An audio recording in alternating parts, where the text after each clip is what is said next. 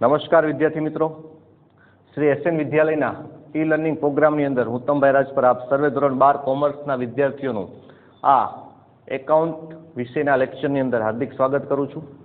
આજે આપણે એકાઉન્ટનો video lecture number 17 જોવાનો છે, જેની અંદર આપણે લાસ્ટ વિડીયો લેક્ચરની અંદર જે તમને દાખલા નંબર 13 એના 2 દાખલા સુધી ગણાવેલ હતું અને ત્રીજો બાકી હતો, પરંતુ એને જેવા 2 ઉદાહરણ આપણે થઈ ગયા છે.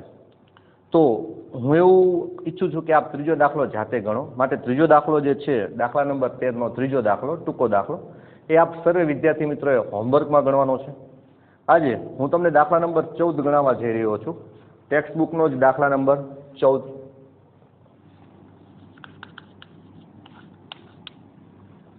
દાખલા નંબર 14 ની અંદર આપણે જોઈએ તો રાજ મશીનરી લિમિટેડે ₹10નો એક એવા 12 લાખ ઇક્વિટી શેર બહાર પાડ્યા, જેના ઉપર નીચે મુજબ રકમ ચૂકવવાની હતી.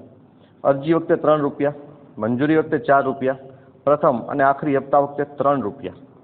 4 ને 3 7 ને 3 ₹10 થઈ ગયા છે. કંપનીને જાહેર જનતામાંથી 14,70,000 શેર માટે અરજીઓ પ્રાપ્ત થઈ. વધારાની મળેલ અરજીઓ એ નામંજૂર કરી અને તેના ઉપર અરજી વખતે મળેલા નાણાં છે એ પરત કરવામાં આવ્યા. આકાશ કે જેના 2,000 શેર મંજૂર કરવામાં આવ્યા હતા, તેણે મંજૂરી અને આખરી હપ્તાની રકમ ચૂકવી ન હતી. સની કે જેના 1,200 શેર મંજૂર કરવામાં આવ્યા હતા, તેણે આખરી હપ્તાની રકમ ચૂકવી ન હતી. કંપની જે શેર ઉપર હપ્તા બાકી હતા તે શેર જપ્ત કર્યા. જપ્ત કરેલા બધા શેર એ શેર દીઠ ₹7 લેખે પૂરા ભરપાઈ થયેલા ગણી અને ફરીથી બહાર પાડ્યા, જે ધવલે ખરીદી લીધા. ઉપરના વ્યવહારો નોંધવા માટે કંપનીના ચોપડે જરૂરી આમનોંધ પસાર કરો. ઓકે મિત્રો, ચલો અહીંયા સૌપ્રથમ આપણે વર્કિંગ નોટ જોઈએ. કંપનીએ બહાર પાડેલા શેર છે 12 લાખ અને કંપનીને 14,70,000 શેર માટે અરજીઓ મળે છે.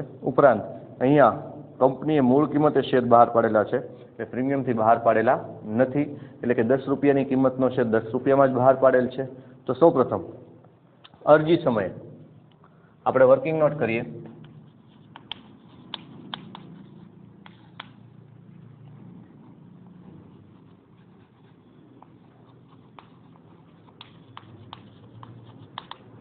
અરજી સમયે શેર મૂડીની રકમ જે આપણે બહાર પાડ્યા છે તે 12 લાખ શેર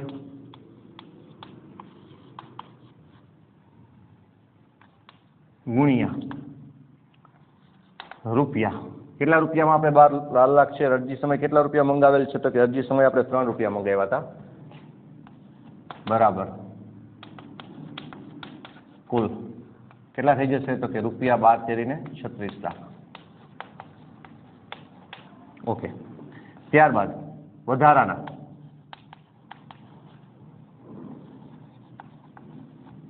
જે આપણે પરત કરી દેવાની છે, વધારાની અરજી, મેં શબ્દ એમ જ લખ્યો, વધારાની અરજી. તો આપણને ટોટલ મળી હતી 14,70,000, એટલે કે 2,70,000 શેર પર વધારાની અરજીઓ મળેલી હતી.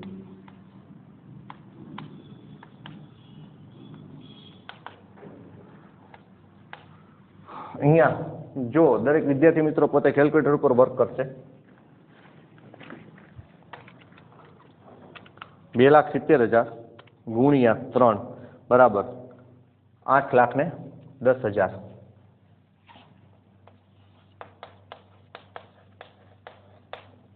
એટલે કે કુલ રકમ આપણને અહીંયા પ્રાપ્ત થઈ. અરજી સમય મળેલ કુલ રકમ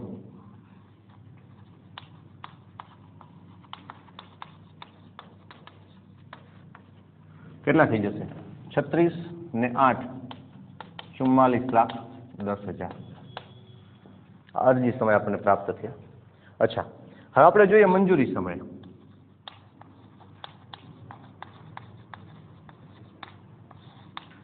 મંજૂરી સમયે આપણે કેટલા શેર ઉપર નાણાં મંગાવેલા હતા એ જોવાનું છે. તો કે મંજૂરી સમયે આપણે 12 લાખ શેર ઉપર નાણાં મંગાવેલા હતા, પણ આકાશ એ મંજૂરીના 2,000 શેર ઉપર મંજૂરીની રકમ ચૂકવેલ નથી. એટલે કે મંજૂરી સમયે આપણે 12 લાખ શેર ઉપર નાણાં મંગાવીશું, પરંતુ આકાશના 2,000 શેર ઉપર નાણાં પ્રાપ્ત થશે નહીં. મંજૂરી સમયે મંગાવેલ 12 લાખ શેર ગુણ્યા ₹4 તો 12 ચોક 48, 48 લાખ રૂપિયા આપણે મંગાવેલ છે. ઓકે, મંજૂરી સમય 4 રૂપિયા છે. હવે નહીં મળેલ કોણ હતો? તો કે આકાશ. આકાશના 2000 શેર હતા. 2000 શેર ગુણ્યા 4 બરાબર 8000 રૂપિયા મળેલ નથી. એ સિવાયની રકમ આપણને પ્રાપ્ત થઈ ગઈ છે. તો એ સિવાય કેટલા મળ્યા? 47,92,000. આ થઈ ગયા મળેલ રકમ. ત્યારબાદ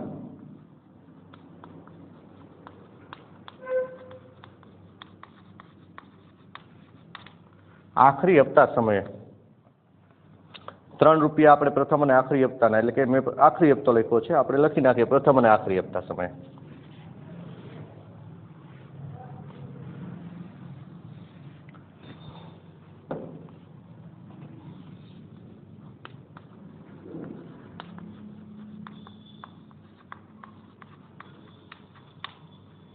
પ્રથમ અને આખરી હપ્તા સમયે મંગાવેલ રકમ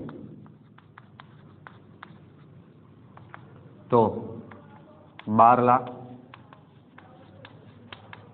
ગુણ્યા 3 36 લાખ. નહીં મળેલ અહીંયા 2 જણે નથી એક રકમ આપી આખરી હપ્તા સમયે. આપણે જોયું કે ભાઈ આકાશ કે જેના 2000 શેર મંજૂર કરવામાં આવ્યા હતા અને એણે પ્રથમ અને આખરી હપ્તાની રકમ નહોતી ચૂકવી, જ્યારે સની કે જેના 1200 શેર મંજૂર કરવામાં આવ્યા હતા તેણે આખરી હપ્તાની રકમ નહોતી ચૂકવી. એટલે 2000 વત્તા 1200, આકાશ પ્લસ સની, 2000 વત્તા 1200 ટોટલ થઈ ગઈ રકમ 3200 શેર. એના ઉપર 3 રૂપિયા લેખે મળેલા નથી. તો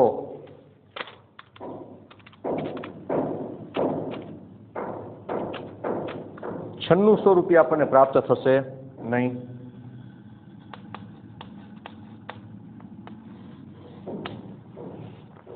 આપણે જોઈએ, ચલો 36 લાખ માઇનસ 9600 રકમ આવશે 35,90,400 જે આપણને પ્રાપ્ત થશે.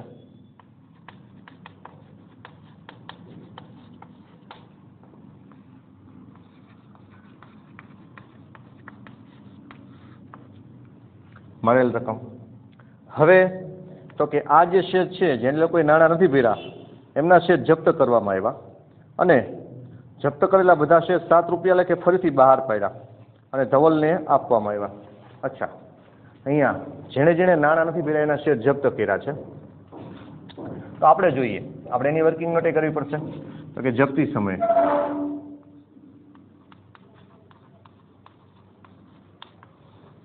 જપ્તી સમયે તો શેર મૂડીની રકમ ટોટલ આપણે 10 રૂપિયા લેખે મંગાવી લીધા છે. એમાંથી આપણે જોઈએ તો કે શેર મૂડી કેટલી થશે? તો કે શેર મૂડી બરાબર 3200 શેર ગુણ્યા 10 રૂપિયા પૂરેપૂરા મંગાવી લીધેલા હતા, માટે એની રકમ થઈ જશે 32,000 શેર મૂડીની. હવે જપ્તીની રકમ કેટલી થઈ જશે? તો કે આપણે જોઈએ જપ્તીની રકમ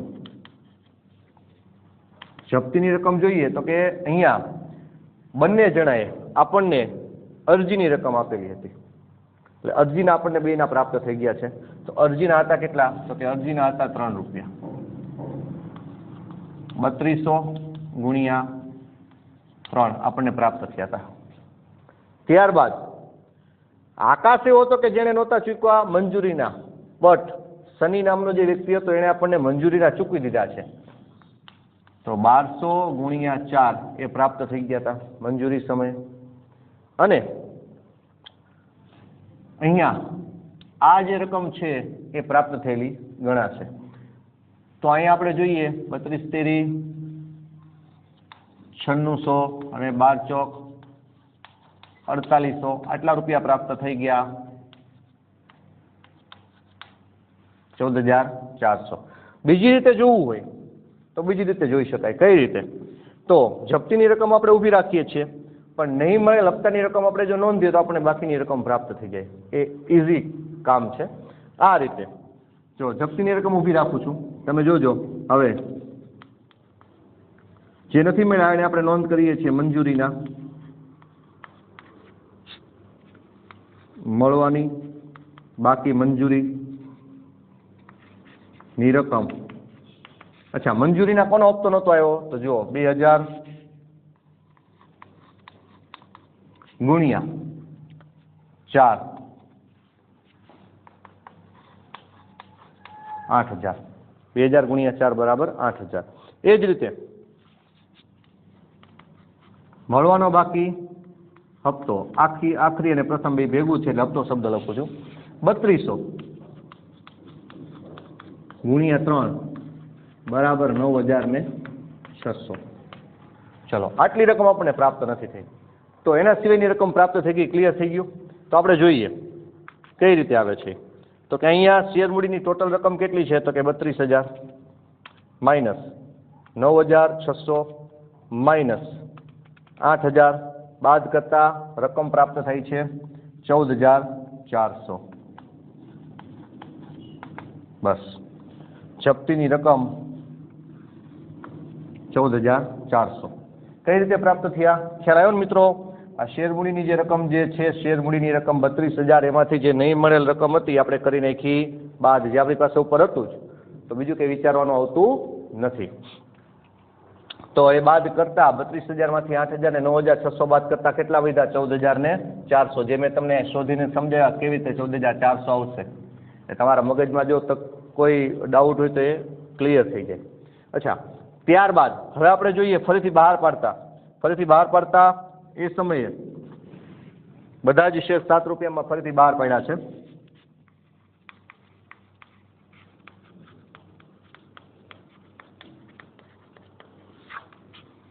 ફરીથી બહાર પાડતા નાણાં બેંકમાં કેટલા આવશે? થોડું અહીંથી લખું છું. બેંકમાં તો આપણે 7 રૂપિયા લખે બહાર પાડ્યા છે. અચ્છા, ટોટલ કેટલા શેર હતા? તો કે ટોટલ 3200 શેર હતા જે ફરીથી બહાર પડ્યા. 2000 વત્તા 1200 એટલે 3200 શેર. 3200 ગુણ્યા 7 રૂપિયા. અચ્છા, 3200 ગુણ્યા આપણે 7 કરીએ એટલે 22400 જે બેંકમાં પ્રાપ્ત થશે. અને બાકીની રકમ જે છે જપ્તીમાંથી નાખવાની થશે. 3200 ગુણ્યા 3 રૂપિયા. 3200 ગુણ્યા 3 9600. ચલો, અહીંયા ટોટલ રકમ જુઓ તો થઈ જશે 32000. અચ્છા, હવે જપ્તીમાંથી મૂડી અનામત ખાતે કેટલા લઈ જવાના થશે? તો એને આપણે જોઈએ. તો કે આપણે જુઓ, જપ્તી સમયે જપ્તીની રકમ હતી 14400. 14400 માંથી 9600 રૂપિયા જતા રહે તો 14400 માઇનસ 9600 વધતી રકમ 4800 એ મૂડી અનામત ખાતે જશે. અચ્છા, હવે સપોઝ અત્યારે મારે વર્કિંગ નોટની પ્લેસ પૂરી થઈ ગઈ છે, જગ્યા, તો હું દાખલો ગણવાનું ચાલુ કરું છું અને એમાં જ્યારે આવશે ત્યારે તમને આખું હું અહીંયા ઉપરથી વર્કિંગ નોટ થોડી દૂર કરી અને સમજાવી દઈશ. બરાબર છે? ઓકે, ચલો હવે આપણે દાખલામાં ધ્યાન આપીએ.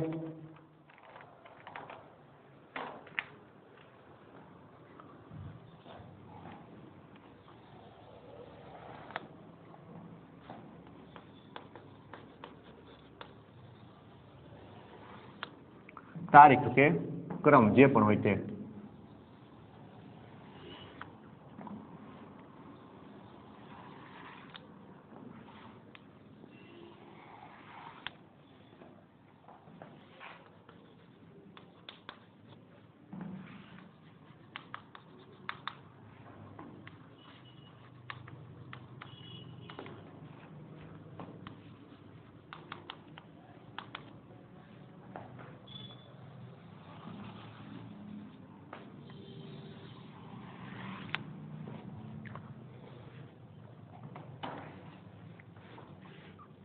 પરનું હેડિંગ મારી દેજો મિત્રો કે દાખલા નંબર 13 ના ઉપર હેડિંગ, સોરી દાખલા નંબર 14 ઉપરનું હેડિંગ જે છે એ રાજ મશીનરી લિમિટેડના ચોપડે આમ નોંધ છે, એટલે ધ્યાન આપીને એની જે હેડિંગ છે મારી દેજો.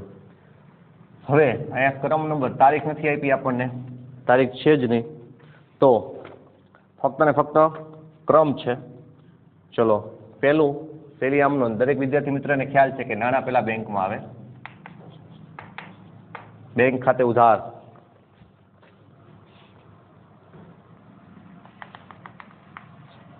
તે ઇક્વિટી શેર અરજી ખાતે જમા. બેંક ખાતે ઉધાર ઇક્વિટી શેર અરજી ખાતે કેટલા રૂપિયા કુલ આપણને પ્રાપ્ત થયા છે? 44,10,000.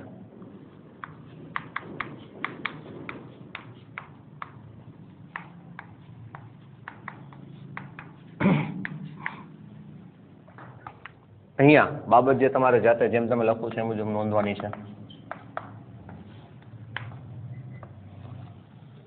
આ 44,10,000 જે છે એ રાખવાના નથી, કેમ કે બધી રકમ આપણે શેર બહાર પડ્યા એની નથી, આપણે 12 લાખ શેર જ બહાર પડ્યા છે, તો એના નાણાં રાખીને બાકીના નાણાં શું કરી દેવાના છે? પરત કરવાના છે. તો આપણે એની નોંધ કરીએ. ઇક્વિટી શેર અરજી ખાતે જે જમા કર્યા છે એને ઉધાર કરીએ.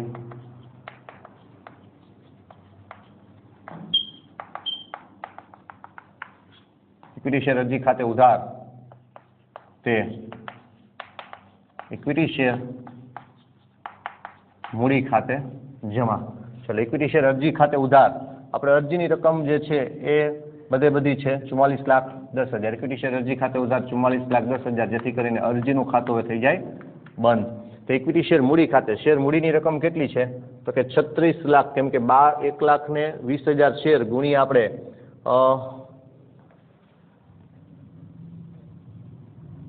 12 લાખ શેર, 12 લાખ શેર ગુણ્યા 3 રૂપિયા, એટલે કે 12 ને 36 લાખ.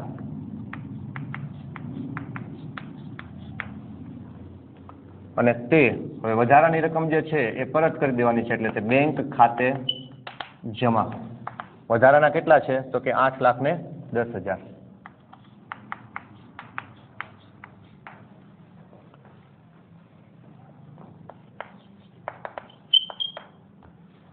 બાબત જે જાતે નોંધવાની થશે.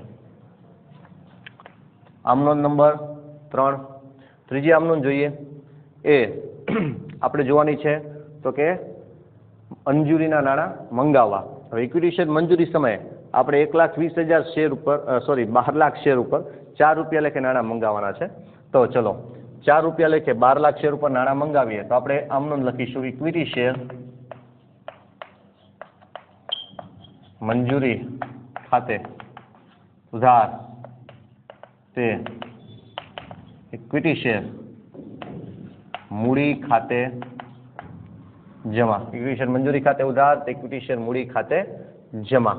ચલો, મંજૂરી સમયે આપણે મંગાવવાની રકમ છે 48 લાખ.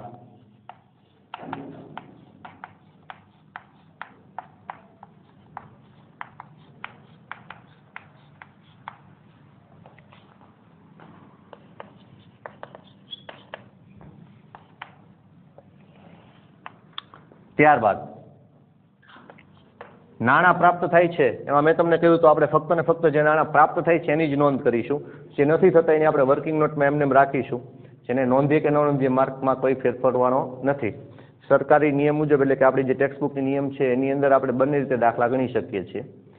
તો અહીંયા આપણે જોઈએ કે જે પ્રાપ્ત થયેલી રકમ છે કેટલી છે? 47,92,000. તો આપણે એની નોંધ કરીશું. બેંક ખાતે ઉધાર,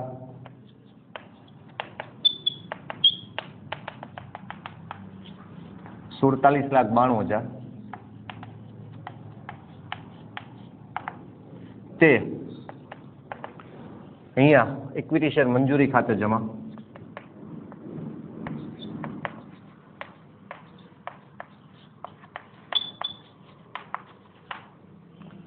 $47,92,000 બરાબર. બાબત જે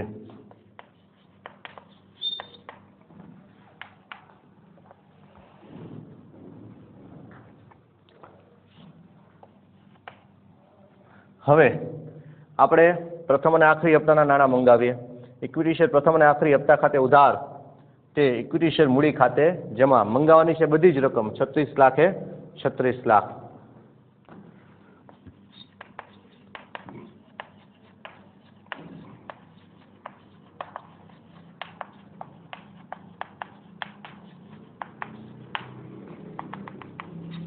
ઇક્વિટી શેર પ્રથમ અને આખરી હપ્તા ખાતે ઉધાર તે ઇક્વિટી શેર મૂડી ખાતે જમા. ચલો રકમ 36 લાખ મંગાવવાના છે, અહીં આપણે નોંધ્યા છે.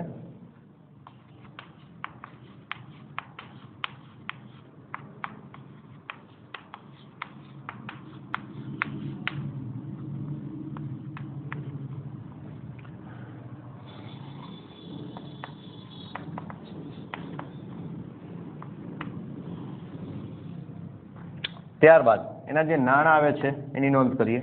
તો અહીંયા મંજૂરી સમયે આપણે મંગાવ્યા એમાંથી એક વ્યક્તિએ નાણાં નહોતા ભર્યા, આકાશ નામના વ્યક્તિએ. પ્રથમ અને આખરી હપ્તા સમયે આપણે બધા ઉપર નાણાં મંગાવ્યા, એટલે કે 12 લાખ શેર ઉપર નાણાં મંગાવ્યા. 12 લાખ શેરમાંથી આપણને અહીંયા બે વ્યક્તિએ નાણાં ન મોકલા, એક તો આકાશ અને બીજા છે સનીભાઈ. તો બે જણે આપણને નાણાં મોકલા નથી. તો હવે બે સિવાયના બાકીના વ્યક્તિઓ જે નાણાં મોકલા છે એ છે 35,90,400. આ જે છે આપણી મળેલ રકમ કહેવાય. આપણને મળેલ રકમ કેટલી? તો કે 35,90,400. બેંક ખાતે ઉધાર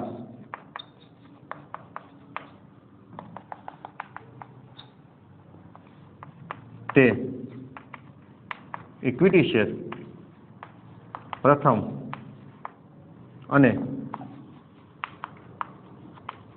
આખરી હપ્તા ખાતે જમા. કેટલા રૂપિયા આવશે? 35,90,400.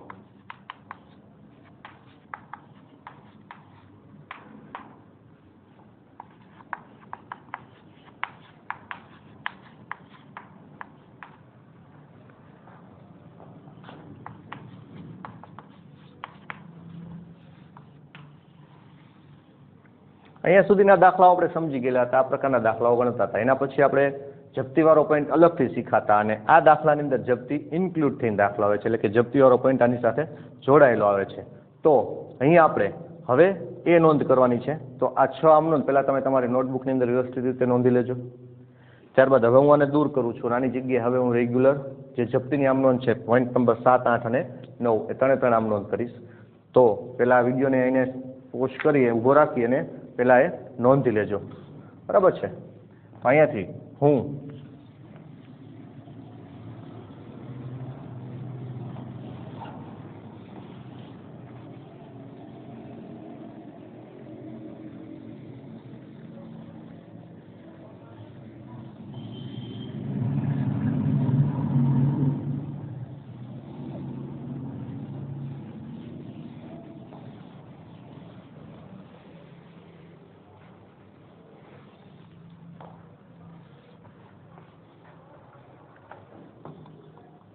અનુસંધાન જળવાઈ રહે એટલા માટે મેં 5 અને 6 નંબરની આમ નોંધ એમને રાખી છે. લાઇનિંગ દોરવા માટે મેં ચોકનો પણ જુદા વ્હાઇટ કલરના ચોકનો યુઝ કર્યો છે, જેથી કરીને તમારું અનુસંધાન જળવાઈ રહે અને તમને ખ્યાલ પણ આવે કે અહીંયા અલગ પડી જાય છે પોઈન્ટ.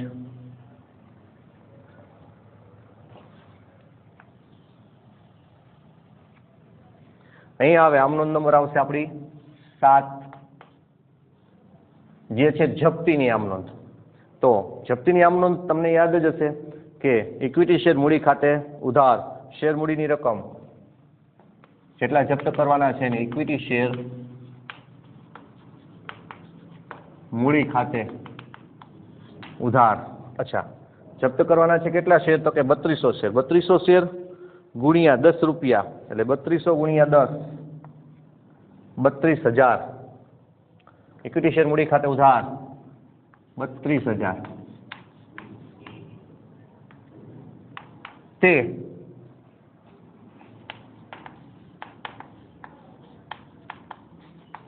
શેર જપ્તી ખાતે જમા. જપ્તીની રકમ કેટલી? જેટલા રૂપિયા લોકોએ ભર્યા છે એ બધા જપ્ત કરવાના છે. જપ્તીની રકમ 14,400. મેં તમને અહીંયા સમજાવ્યું કે અરજીના અને મંજૂરીના 14,400 થતા હતા. બીજી પદ્ધતિથી સમજાયું કે શેર મૂડીની કુલ રકમમાંથી જે રકમ મળવાની બાકી હતી એ બાદ કરીએ તો બાકીની રકમ પ્રાપ્ત થઈ ગઈ છે, જે આપણે જપ્ત કરવાની છે. બંને પદ્ધતિમાંથી તમને જે રીતે યોગ્ય લાગે એ રીતે સમજવાની છૂટ, જે રીતે યોગ્ય લાગે તે તમારે પોતાની રીતે દાખલો ગણવાની પણ છૂટ છે. તો અહીંયા જપ્તીની રકમ છે 14,400. તે શેર જપ્તી ખાતે જમા 14,400. તે ઇક્વિટી શેર મંજૂરી ખાતે જમા, જે મંજૂરીની રકમ પ્રાપ્ત નથી થઈ.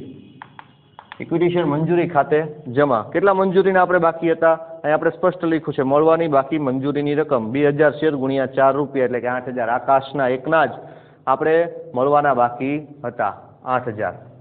ઇક્વિટી શેર મંજૂરી ખાતે જમા 8000. તે ઇક્વિટી શેર પ્રથમ અને આખરી હપ્તા ખાતે જમા. આખરી હપ્તો, પ્રથમ અને આખરી હપ્તો કોનો મળવાનો બાકી હતો? તો કે આકાશ અને સની બંનેના પ્રથમ અને આખરી હપ્તો મળવાનો બાકી હતો.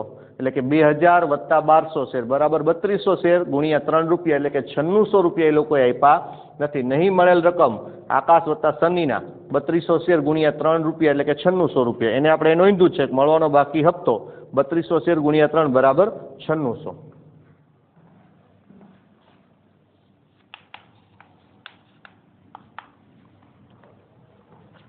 આ જે છે એ જપ્તીની નોંધ છે. શેર જપ્ત કર્યા. હવે આ શેર ફરીથી બહાર પાડવાના છે. તો શેર ફરીથી બહાર પાડતા આપણે કહ્યું કે શેર ફરીથી બહાર પાડતા આપણે 7 રૂપિયા લેખે આ શેર કોને આપ્યા હતા? 7 રૂપિયા લેખે લગભગ ધવલ શબ્દ વાપર્યો હતો. 7 રૂપિયા લેખે ધવલને આપ્યા. તો અહીંયા 7 રૂપિયા લેખે નાણાં આવે છે. પેલી આમ નોંધ બેંક ખાતે ઉધાર, એ પણ આપણે લખ્યું છે. બેંકમાં કેટલા આવશે? તો કે 3200 શેર ગુણ્યા 7 રૂપિયા બરાબર 22400 જે ધવલ આપે છે. બેંક ખાતે ઉધાર 22400. હવે આપણે તો 10 રૂપિયાની મૂળ કિંમત છે શેરની, તો બાકીના 3 રૂપિયા ક્યાંથી લેવાના થશે? જપ્તીમાંથી. 32000 રૂપિયા પૂરા કરવાના છે, 22400 થયા, તો બાકી વધતી રકમ કેટલી? એટલે કે બાકી ખૂટતી રકમ કેટલી? 9600 જે આપણે જપ્તીમાંથી પ્રાપ્ત કરશું. તો આપણે લખશું શેર જપ્તી ખાતે ઉધાર 9600 તે શેર જપ્તી ખાતે ઉધાર 9600 તે ઇક્વિટી શેર મૂડી ખાતે જમા.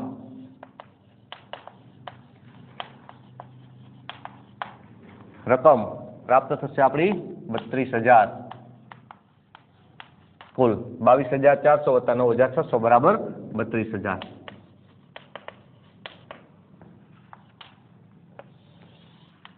હવે અહીંયા મેં તમને કહ્યું હતું એમ કે જ્યારે અહીંયા પહોંચશું ત્યારે ઉપરની વર્કિંગ નોટ હું થોડી દૂર કરી અને તમને મૂડી અનામત ખાતે કેટલી રકમ લઈ જવી એ સમજાવીશ.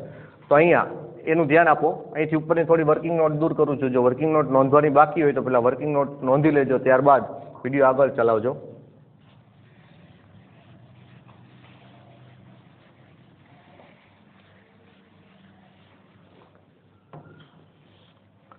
મૂડી અનામત ખાતે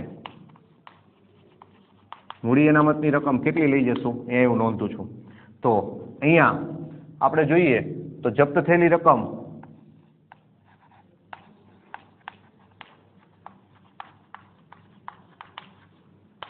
જપ્ત થયેલ રકમ કેટલી હતી? તો કે આપણે કુલ જપ્તીની રકમ હતી 14400. કેમ કે જેટલા શેર જપ્ત કર્યા એટલા બધા જ ફરીથી બહાર પાડ્યા છે એટલે સીધે સીધું લખી શકીએ માઇનસ ફરીથી બહાર પાડતા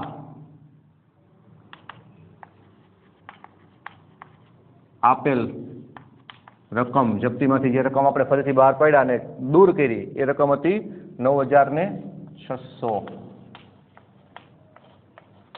અચ્છા, તો અહીં આપણે જોઈએ 14400 માઇનસ 9600 કેટલી રકમ આવે છે? તો કે 4800 રૂપિયા મૂડી અનામત ની રકમ. કેટલી બનશે? 4800 રૂપિયા મૂડી અનામતની રકમ બનશે. આપણે એની નોંધ કરીએ. 9મી આમ નોંધ શું થશે? તો કે જે શેર જપ્તીની રકમ આપણી પાસે વધી છે, જમા થઈ ગયા હતા 14400, ઉધાર થયા 9600, તો વધારાની રકમ કેટલી આવી હવે મૂડી અનામત ખાતે? 4800. તો આપણે લખીશું શેર જપ્તી ખાતે ઉધાર તે મૂડી અનામત ખાતે જમા.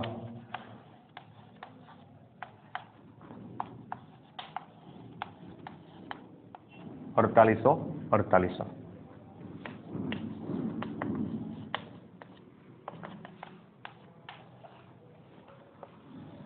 અહીંયા આપણો દાખલો પૂરો થાય છે. ટોટલ